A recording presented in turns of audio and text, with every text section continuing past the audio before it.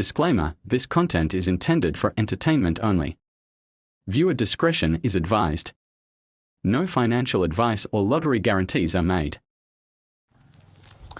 បាទជំរាបសួរពុកម៉ែបងប្អូនទាំងអស់គ្នានេះដែលជា channel ថ្មីរបស់បងប្អូនបានទិញហើយអធិស្ឋានផង channel មុនមានបញ្ហាបងប្អូនទាំងអស់គ្នានេះតាមទិញវាថ្មីបាទអានេះសម្រាប់តម្រូវចិត្តខ្មែរសាមញ្ញសម្រាប់មក10:35នាទីដែលគាត់យកលេខពីខាងបងប្អូនយកទៅលេងគឺបានចូលចំពុកម៉ែបងប្អូនឲ្យមើលលេខនឹងបានចូលចំ18និង07ចូលបាន2គ្រាប់ដែរពុកម៉ែបងប្អូនទាំងអស់គ្នាចូល18និង07ហើយសម្រាប់ពុកម៉ែបងប្អូនដែលចង់បានលេខ VIP លេខច្បាស់យកទៅលេងបាទសម្រាប់មក10:35នាទីថ្ងៃនេះទៀតអាចទៅតាមលេខទូរស័ព្ទរបស់បងប្អូនដែលបងប្អូនបាននៅលេខនឹងបានគឺ0716830លេខ52ឬក៏ពុកម៉ែបងប្អូនមាន Telegram ឆាតចូល Telegram មកនៅគ្នាណា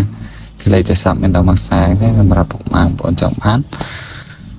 ហើយសូមអរគុណច្រើនសម្រាប់ការតាមដានវីដេអូហើយសូមកុំភ្លេចជួយ like ដូចជា subscribe អ្នកមួយផងសម្រាប់ពុកម៉ែបងប្អូនចង់បានខ្មែរមក10ទៅលេខអាចចូលឆាតមក Telegram ឬក៏លេខទូរស័ព្ទបានតើតាមរយៈលេខទូរស័ព្ទបានហើយភ្នាក់នេះគឺ channel ថ្មីតែបងប្អូនបានទិញទៅបាទអរគុណជម្រាបលាហេង